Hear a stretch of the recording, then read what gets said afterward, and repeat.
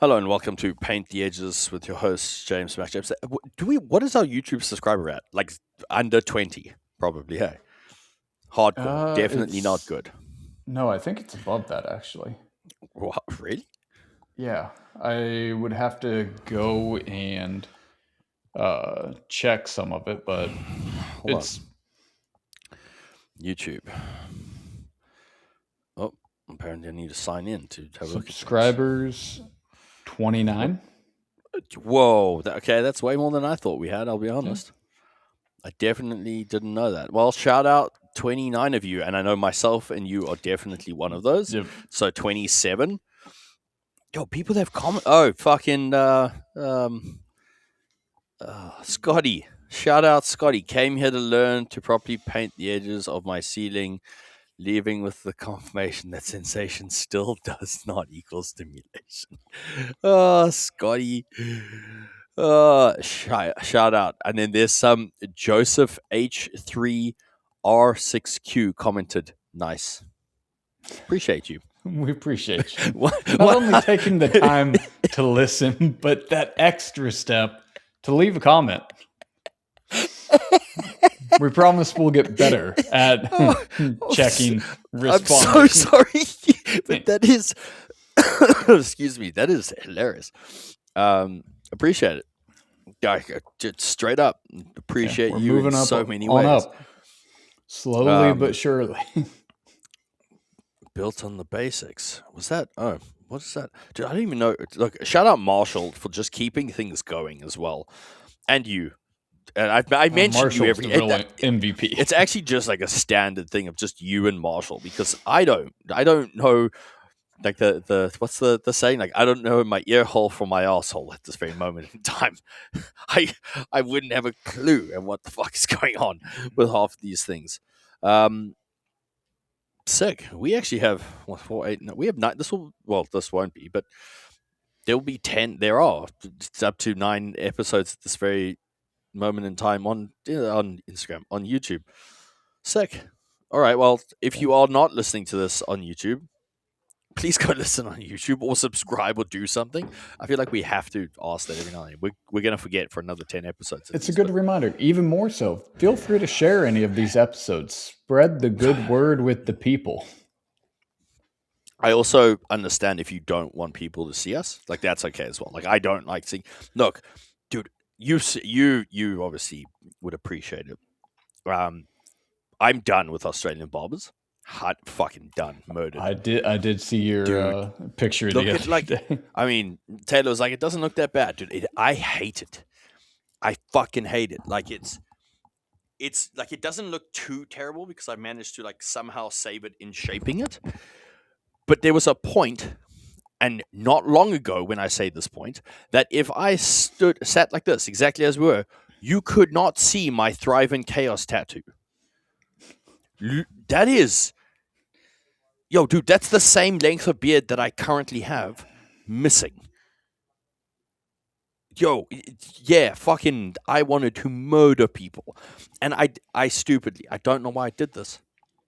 Well, I kind of do. I went to the barber like 3 weeks ago.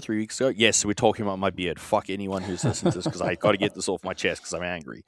All right, so went to the barber 4 weeks ago, booked with my usual guy, arrived, and they're like, he's sick. And I was like, cool, like, it's fine. They put me with like, my usual guy is an apprentice. His name's Simon. Shout out, not really shout out Simon. Apologies, dude. I'm also going to, whatever. Like, so usually apprentice Simon, he's good. He's from Argentina. I think he's Argentina. Yeah, we talk about his like, yes, helped him out with a whole bunch of things in his life. He's a good kid. Means well in any shape. He's an apprentice, and he's been brilliant all the fucking time. Landed up getting sick. Didn't have my beard done and my haircut done with him. Had with like the main guy, and he fucked my beard. Like I don't know what he did, but he like trimmed the side but left the front at the same length. So it literally looked like it would come down here, and then from this part here, it looked like I had a fucking extra goatee going on. So I was like, what is fucking happening here? right, so now, and to be fair, maybe this is part of it. Maybe Simon didn't fuck this, and maybe I should give him credit, but I don't know. I'm angry. So I came in, I was like, yo, dude, you got to fix this thing now. And he's like, okay. So he had to cut the front part to match the sides. But because I think what the first guy did in fucking making it so short, now it's so short, I don't know. I just am not happy. So I'm going to Dubai so they can fix my beard. Because that's the place where that's the only reason last you're time. going. But It's not the only reason why I'm going. But remember last time in South Africa, the dude fucked my beard as well. And then I went to Dubai. I spent like, whatever, a month there. And they magically fixed it. That's my answer to everything. They know what's going on there. They do the like hot comey brush thing. Have you ever had that done? no, I have not. Okay, I've when was the never- last? You haven't had a beard for a long time. It's been a while. No, and I've never had another person do anything Okay. to my beard. It's either there or Okay, it's well- not. All right. Well, look, my theory is you need to grow your beard out so you can experience this because this makes like it actually changes the game. Shout out. Who the fuck did it for me? I think it was in Dubai. All right. So what they do is they use like a really thin fucking spiky comb and a hairdryer, and they make it warm, and they basically comb out your beard, but they make like with the heat and stuff, and it squares it off, and then they cut it off of that. That's how it's supposed to be done. That's how a proper beard is supposed to be maintained. They like make it, they comb it out, they shape it, then they cut it. Right? None of these fucking idiots have done that, and that's also why. Because what happens when you cut it, when it's not shaped, it like shrinks. It's kind of like a curly, shrinky thing. Do you know what I mean? You get what I'm saying? Yeah. Anyways, Yeah, I got you. anyone who's listening, and I could be fucking it up, but I'm not. Yeah. So now, well, that's how I learned how to shape my beard as well, using the fucking air whip, the Dyson that heats it up. Remember this whole Yeah. story? Yeah. Oh, yeah. Okay, cool. Yeah. There See, we go. the Yeah, more yeah. confusing thing, though, for anybody that's not looking at your face currently, like at least the beard, I can understand of like if you're not doing that, you might over or underestimate the length of it and how it's going to dry and set and whatnot. Like I get that. How do they mess up your head hair? Yeah, I don't know. Because like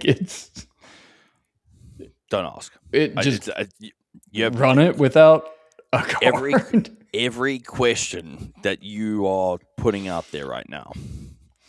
Yeah. That was the confusing thing for me is just like, how is this not level? I mean, in all fairness, then to a certain degree, my scalp is definitely not even.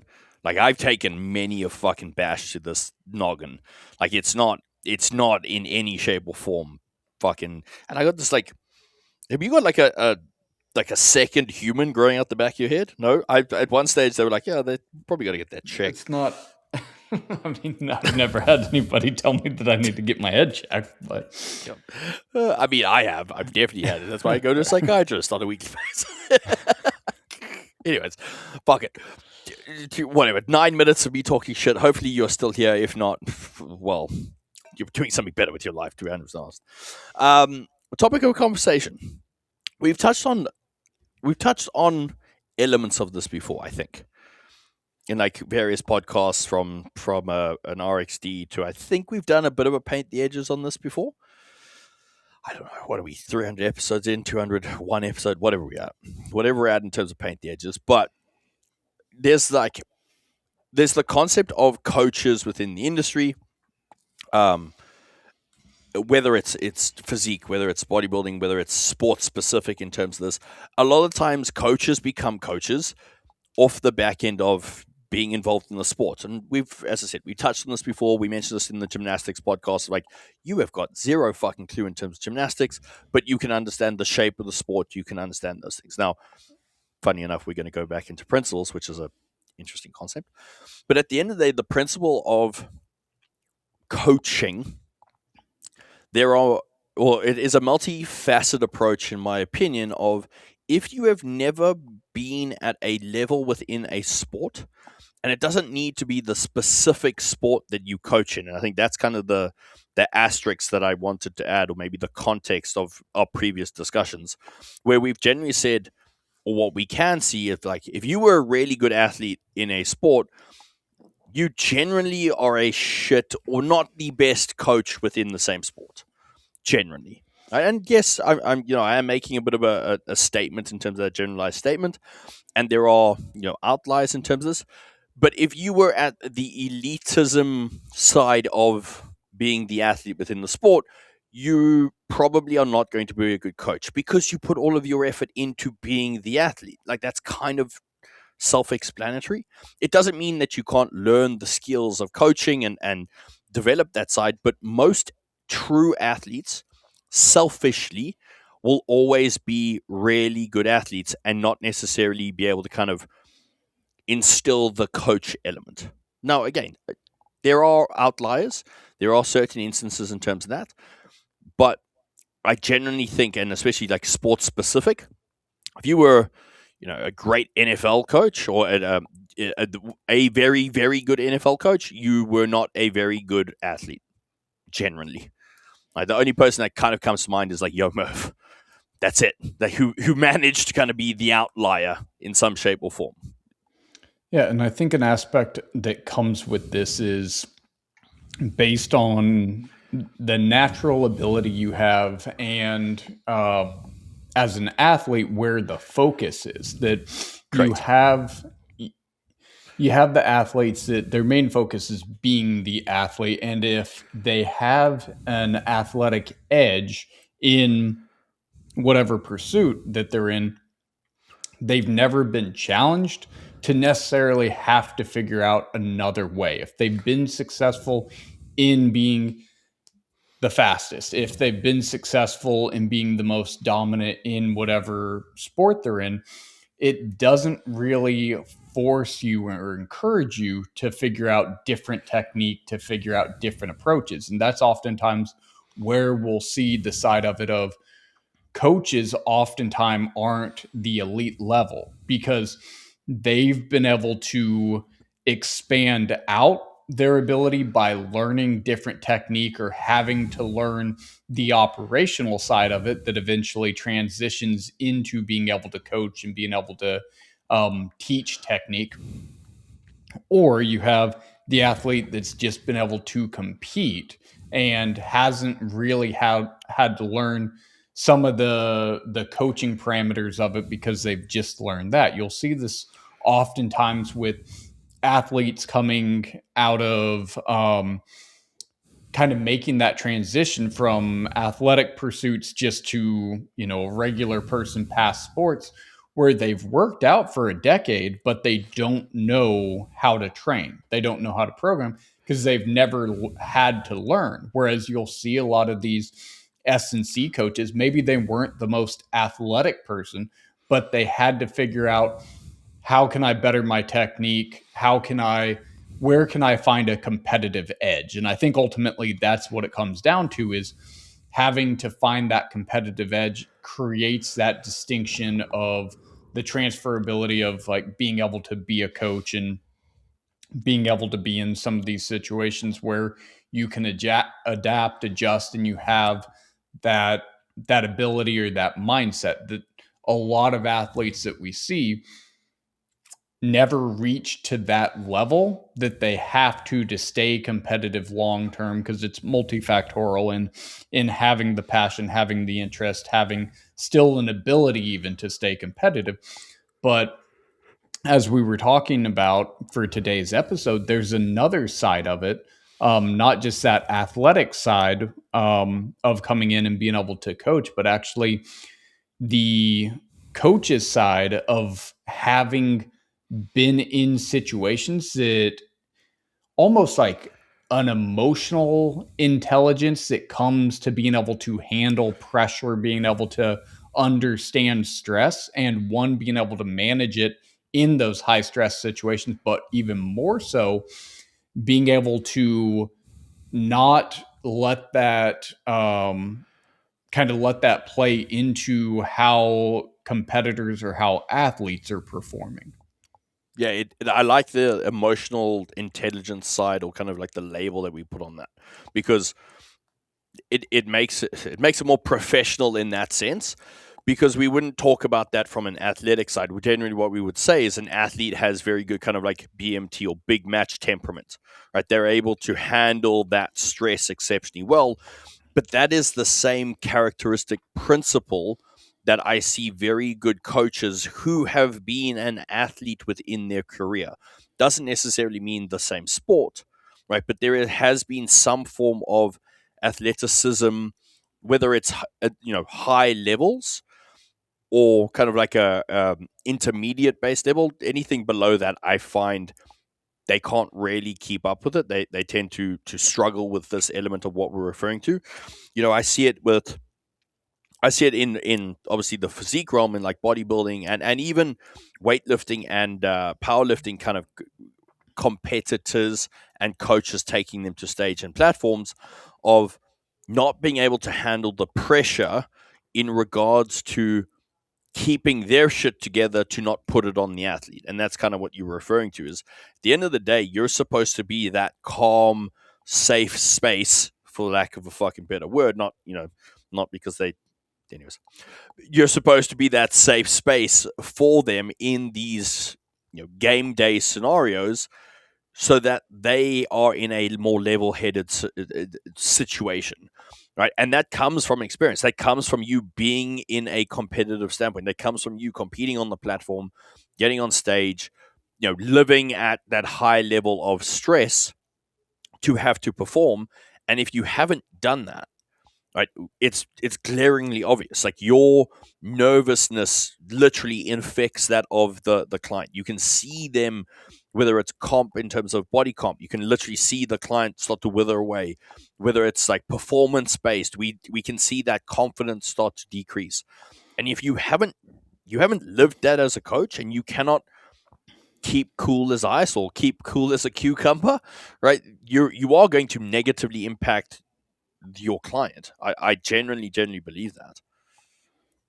Yeah, and it's interesting you bring it up, thinking about the psychological and emotional side of coaching, because it's something that we've talked about, that books are written on and everything like that, as far as from the athlete side. But from the coaching standpoint, one, it comes, yeah, I don't know a better phrase as far as all encompassing as that emotional intelligence, because Intelligence, one, yeah. it's managing your emotions and Yeah. understanding the impact that that can have on your athlete or athletes, but then also being able to um, being able to utilize it to allow the athlete to compete in the best way that they perform. And that takes some diversity and skill set, that you're going to need some athletes that need that supportive nature. You're going to need some of those athletes that need pushed. You need some of those athletes where you don't have to be as attentive. You don't have to, like, they can self manage. And that's really a skill in itself, of, from the coaching standpoint, understanding what the athlete needs to be able to perform. But it starts with you as a coach knowing how to regulate yourself so you can give that attention or give that prompt to the athlete. And it's intentional to try to promote what is the environment or the scenario that they best performance. Is this somebody that, hey, I need to get them a little bit hyped up going into the thing, or is this a somebody that's, we're already here, I need to bring them Bring down, them being able to down. manage that if you can't manage yourself, if you're not able to regulate, that's going to spill over on the athlete and can be pretty disastrous. And in fact, it's going to influence the decisions that you make of how you adjust, how you adapt, how you react or respond to different scenarios. I think from our conversations, physique's a great example of that, because there's a lot that goes into it in pre-planning, but there's also fires that are going to pop up. It's going to have to be very reactionary, despite taking a lot of precautions, having a good plan and everything. And that's ultimately where it's going to come out, is like the high stake environment where there are going to have to be situations that you're having to react to rather than responding to situations coming up, and where you might see some slippage in that emotion, in how coaches are or how they're proceeding in their decisions. I think that's, yeah, that's really interesting. And with that environment, as you were saying, a coach that hasn't doesn't have experience in being in those high stake environments might not have developed the skill set to be able to self manage to then know how to help their athlete manage those environments. Yeah, and it's the experience side of it. It's like, I remember, getting on platforms and getting to stage within the powerlifting and the Olympic lifting, and one that comes to mind immediately, and it cross pollinates. And I may be straw man arguing this, but it cross pollinates quite nicely. And I'm, as we know, quite a structured person. Like in my peaks or my um, coming to stage or coming to platform standpoints, I didn't like things deviating.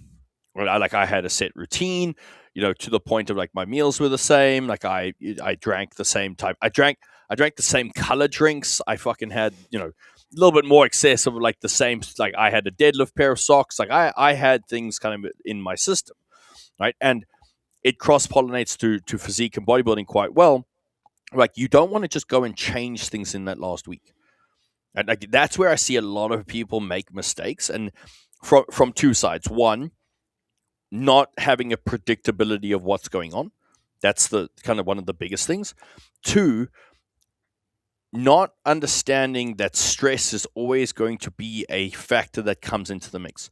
You can have the perfect peak, the perfect plan, everything fucking on point, and if your athlete's stress kicks up, you're fucked. Right? And that's it. And most people undervalue that someone is stressed. Like coaches, newer coaches, beginner based coaches don't realize that stress will always be present. I don't care how good you think your athlete is. I don't care like if they've been doing it for 6, 7, 8 times in terms of this, they will get nervous every single time. There will be nerves, there will be a little bit of stress, there will be something that happens. Right? And you can't sit there and go, up, stress is not going to, like, you got to take that into account. You got to know what that's going to do. It's going to usually flip the digestive system. It's going to change the aldosterone response. They are going to look a little bit watery. Like, all of these things are going to come into play. Right? So, if you don't remember that, and then you go into it at the same time and you change something into that last week, right, you've now got two variables that you cannot manage, or you've added two variables into the mix. Stress, you manage to the best of your ability, but you always understand that it will always be there, no matter what. Right? You can. How many times have you got under the barbell at 200 kilograms? It's the same thing. Every time when you get to that maximal percentage, your arsehole puckers a bit. It's the same thing. That same concept applies in terms of these things. That there will be a variable that changes. That variable is stress. You can only do so much in handling that, but you have to now be able to react to the stress that comes into the system in your decision making, but more importantly, in you not getting stressed yourself. Because if you start to then get stressed on top of that, your client feels that, and now you've just kind of created this massive fucking shitstorm, and you're done. Like you are now going to be banging your head against the wall trying to fight fires left, right, and center. And from the coaching standpoint, it's a lesser aware coach. It's very easy to play into some of these things to try to counter a stress or think that you're going to create some type of stimulant of that to be replicated beforehand, that you're kind of chasing your tail if you don't understand what are the manageable things and what is some of the non-manageable. I think about a couple different avenues with this. One, first off, the stress, the adrenaline, it's not a bad thing. There's a purpose for it. That it's meant for alertness. It's meant to be ready to react, to respond, and we can use that in a performance-based pursuit. Is it happening at the appropriate time, and are we ready for it? We'll see a couple things, just thinking through different endeavors, thinking about one, we're never going to create the exact circumstance of that adrenaline dump. even though I think about like football, during football practices, during huge games, colleges, if you're at an away game, they'll pump the stadium noise into it. It's fine. Like you can pump that, and sure, maybe it's a little bit of preparedness, but there is nothing walking into 100,000 person stadium. You're going to have that response. You're going to have that nerve. Yep. You're going to have that adrenaline. Again, all great and can be utilized. What we don't want is this huge spike and then a drop off and not be able to ramp back up. So that's part of it is one, it doesn't matter that, like, sure, it can help it some to some degree, putting some of that music in or putting some of that stadium noise just as a background filler, but it's never going to be able to replicate the impact of that first walk on or your first start. So that's an aspect of it, that it's going to come, but it's that management afterwards. Also, knowing that it's going to come and we can utilize that and not try to necessarily artificially create that. So, what we'll see sometimes, powerlifting is a perfect example of this. You'll see it all the time in like regional meets or kind of smaller ones where somebody's going to take a huge caffeine intake at Yep. the beginning. It's like, we got 8 hours, dude. We got to, like, how we're managing this, we can't put Yep. it all up here because you're going to crash and you're going to dump. And if you're reliant on a coach trying to be reliant for their athlete on that to kind of help pump it up, realize like it's going to come in waves. This is more so something that we got to play the long game. So very easily can fall in trying to create these artificial circumstances, but it's realizing we're never going to be able to replicate it to the degree that it's going to be live in person, but in that, how we keep our shit together, how we can manage, how we can have enough of those factors. So from an athlete side, they're just focused on the performance. Everything else can, to the degree that it can, fall by the wayside. But to the point of this conversation, the coach that's limited in their exposures that they've had to manage that and been able to keep cool under pressure, be able to find appropriate outlets that can very easily be put into the client. And then not only are they trying to manage the circumstances of the performance, but now there's this additional variable that they weren't prepared for, both on them and both on the athlete. Um, Here, I'll ask it like this: from what you've seen in different sports, what are some of the indicators that you've seen from like coaches not being able to manage that might be visible, or even in some of the decision making that you might see sometimes, or how they're approaching it, how they're handling their athlete might be a better way to put it. So I think two things. One is not completely, illogical thinking in elements. So like I had one or two clients or coaches that mentor under me, within like a 24, 48 hour period with some clients who were, a little bit watery, right? And their immediate reaction, their response was, well, we cut water. And I was like, that's not the case. Right? Like, in their head, it's like watery, so we cut water. It's like, no, that's not what we're looking to do. We're not doing a water load in terms of, this is old school thinking. It's like, what is the variable that's changed? No, nothing. Well, then why are we putting in more variables? Why are we changing variables in terms of these things? Right. So it's decision makings that are against the consistent metrics that we have put in place as constraints. So that's kind of like, it's a knee jerk response that comes up. That's generally what I see, like in a coach who doesn't necessarily have the experience in terms of that. It's the change, or the grasping at something to change in hope that this will make the change.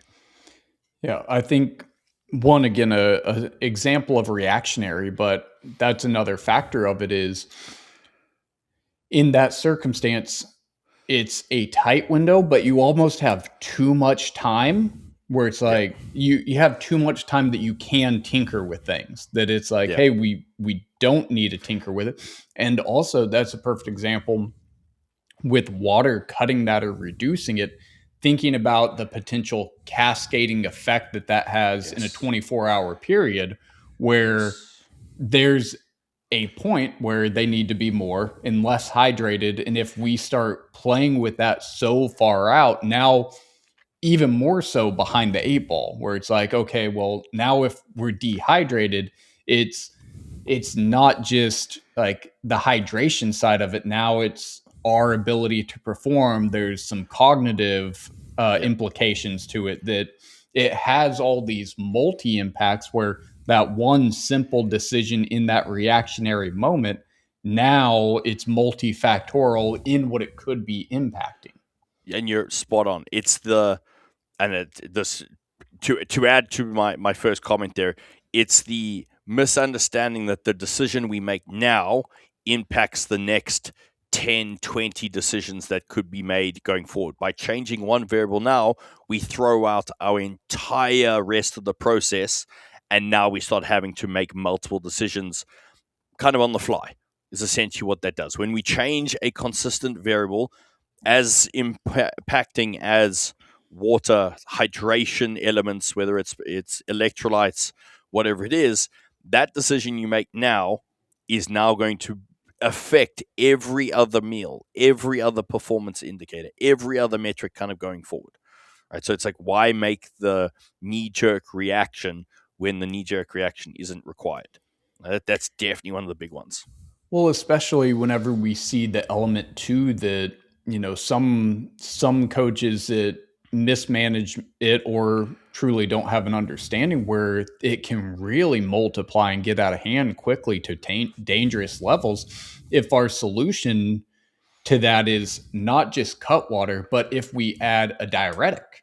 Now it's, Yeah. a huge factor that again it intensifies, and what again can seem in a moment of a reactionary, but as we start to throw out more elements, especially things that deviate further and further from the routine, how those can have such an impact. So I think that's a great first one and a perfect example of um I yeah, a perfect example of how that can have that cascading effect, but also where it's a reactionary decision in a moment that impacts over a long span, and not Absolutely. Yeah. just, not just in some of these performances where it's like in the moment there's the direct correlation, but it's actually for physique competitors, it's the long-term management too that it impacts. That it might actually resolve the it might Acute, but not. resolve the acute Yeah. situation and create a greater, more chronic issue that now you're having to deal with. Yeah, it's remembering that every action you have make has a consequence, positive or negative. If you've controlled the reactions with the consequences prior, why would you go and deviate from that? Because now you're literally adding more to the fire. It is how I really see these things coming through. And the second element to this, which is kind of answers your question, but I think is a good one to look at, is this is where I see the experience side of, if they've done athletic things before, of how they've managed themselves from a stimulant and kind of overall health management. And what I mean by that is, I see coaches so many times, and like I've been called out from this before, of one of my coaches from 5 years ago, and exactly as you said, and it was a lesson I learned in powerlifting and never again from there, is overconsumption of stimulants on game day. On game day, as a coach, as an athlete, or anything like that. The worst I've ever felt in my competitive standpoint was when I was banging down too much fucking pre-workouts and just too much highs and lows, Mm-hmm. right? And I see that with coaches who rely on caffeine for cognitive standpoint and really kind of pushing these things where it's like, well, just drip feed it through the day. Keep your hydration up. Use other stimulant based things that are not going to create massive crashes or peaks and flows. Drip feed your caffeine and really be on top of your caffeine intake. Like, I'm not, and people may disbelieve this, but like, on a comp day, I'll have 2-3 monsters maybe across a 12 to 16 hour window. like, because I know what occurs in terms of those ups and downs. Like, I don't want to be banging down a gram's worth of caffeine in 3 to 4 hours. Like, that is a recipe for disaster, and that disaster is I can't think clearly. And if I cannot think clearly, or if I'm in an anxious state, or I'm in a heightened state, exactly as we've just kind of said, if I'm in a heightened state, I'm now going to transfer that to my athlete, and then it's just fucking game over from there. I need to stay cool. I need to stay collected and calm and make appropriate non-rash decisions. And the most importantly is me as myself hold a calm and safe environmental space for said athlete or athletes to allow them to just be an athlete, not to have to overstress on anything else. Yeah, it's the management side that comes into being able to coach, where you try to eliminate the outside noise for your athlete so they can go out and perform.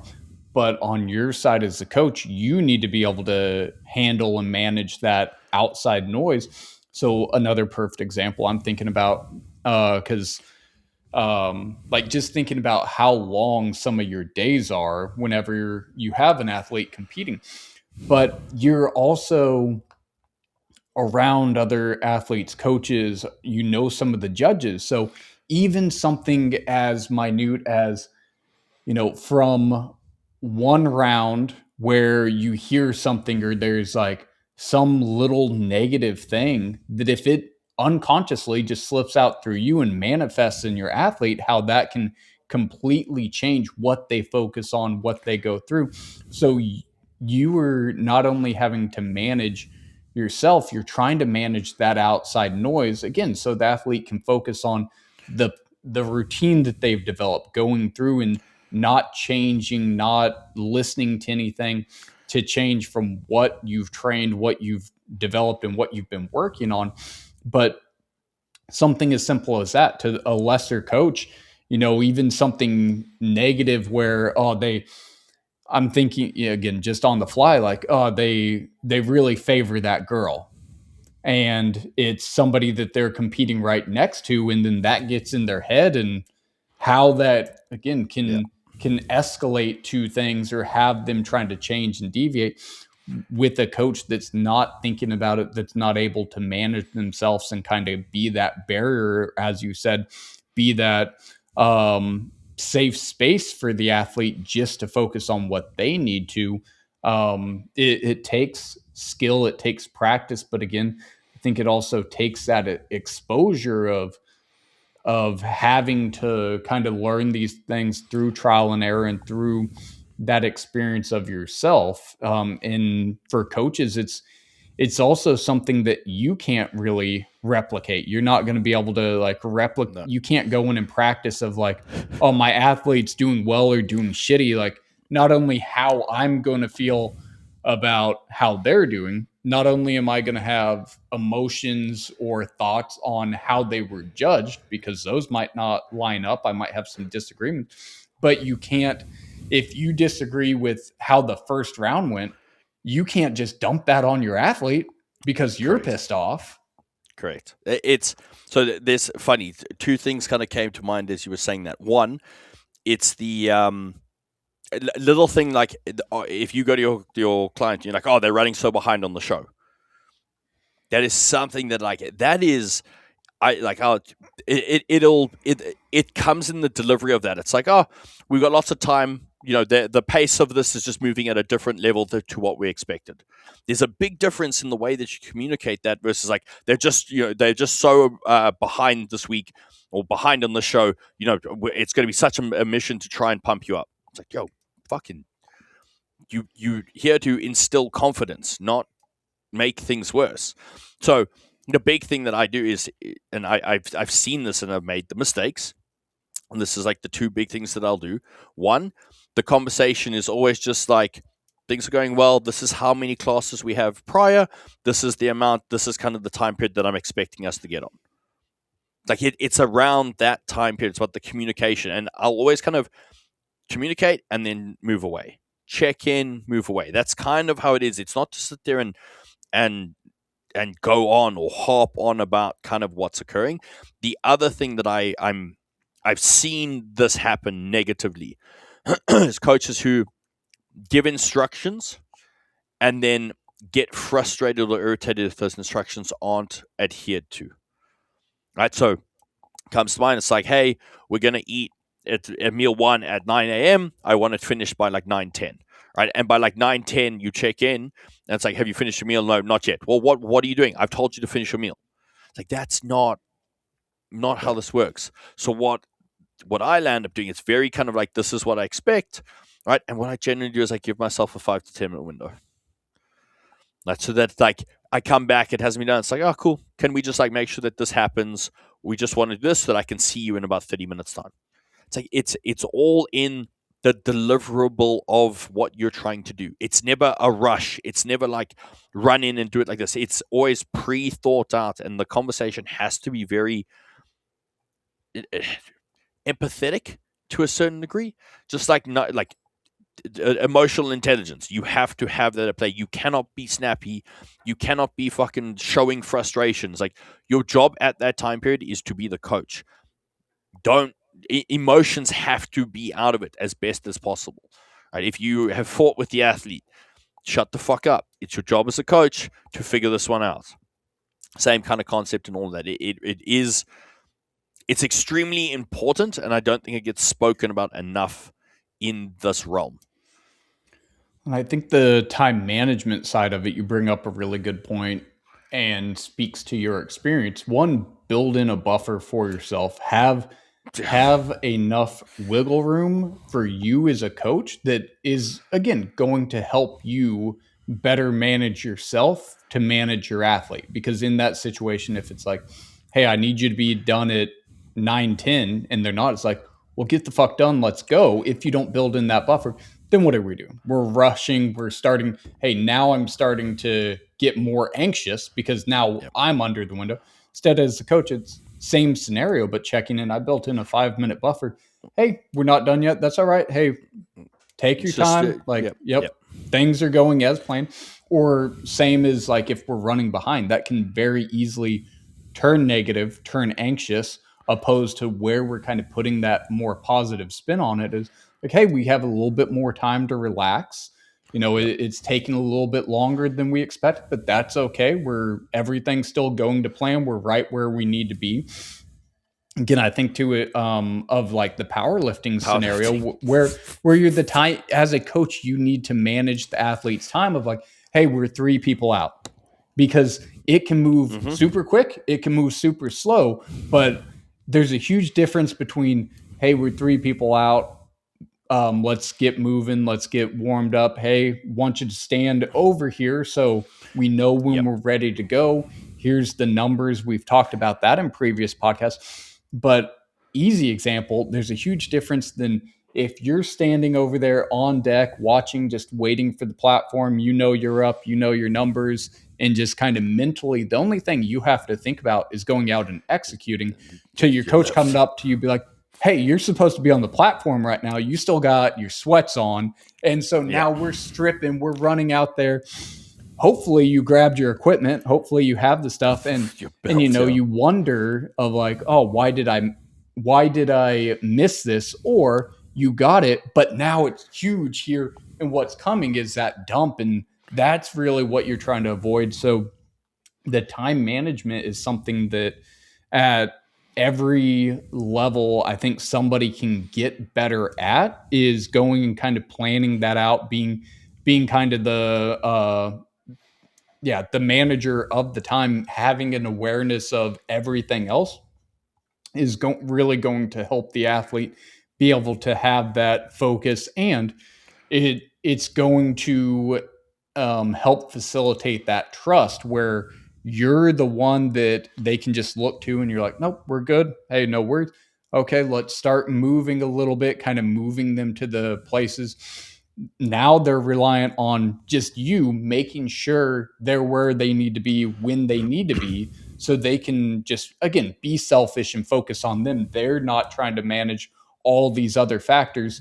And additionally, we're eliminating potential distractions to that sometimes you'll have, If you have an athlete, oh, we're over here watching this thing and we lose track of our own schedule, that's something where, hey, we need to make sure like the athlete is doing the things that they need to do to get prepped and prepared to go and compete.